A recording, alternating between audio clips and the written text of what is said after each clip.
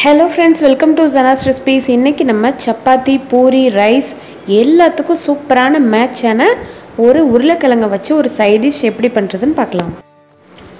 அடுப்புல ஒரு கடாய் வச்சுக்கோங்க. கொஞ்சமா ஆயில் சேர்த்துக்கோங்க. உருளைக்கிழங்க நான் வேக வச்சு தனியா எடுத்து வச்சிருக்கேன்.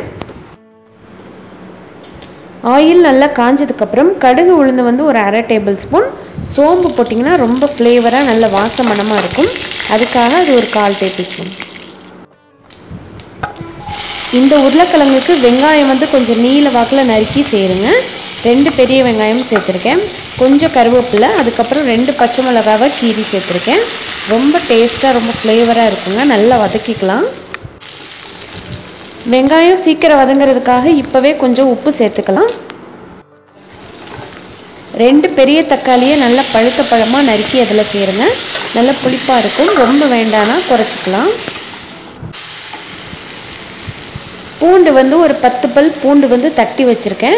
அதையும் சேர்த்திங்கன்னா ரொம்ப ஃப்ளேவராக இருக்கும். கிரேவி நல்லா வெந்திட்டுருக்கு. இந்த சமயத்தில் மசாலாக்களை சேர்த்துக்கலாம். மஞ்சள் தூள் 1/4 டேபிள்ஸ்பூன் மட்டும் சேருங்க. தேவைக்கு மிளகாத்தூள் சேருங்க. மிளகாய் நம்ம ஏற்கனவே 2 கீரி போட்டிருக்கோம். அதனால பார்த்து சேர்த்துக்கலாம் மிளகாய் தூள். 3 பெரிய உருளைக்கிழங்க வேக வச்சு ரொம்ப மசிக்காமல் கட் பண்ணி வச்சுருக்கேங்க. அதை சேர்த்துக்கலாம்.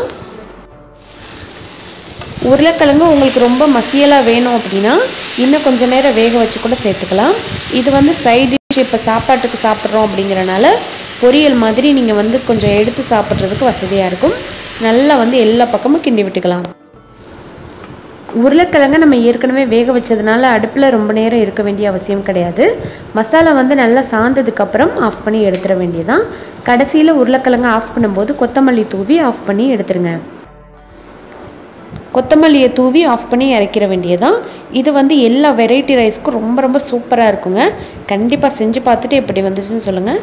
வீடியோ பிடிச்சிருந்தா லைக் பண்ணி ஷேர் பண்ணுங்கள். மறக்காமல் சப்ஸ்கிரைப் பண்ணுங்கள். தேங்க்யூ.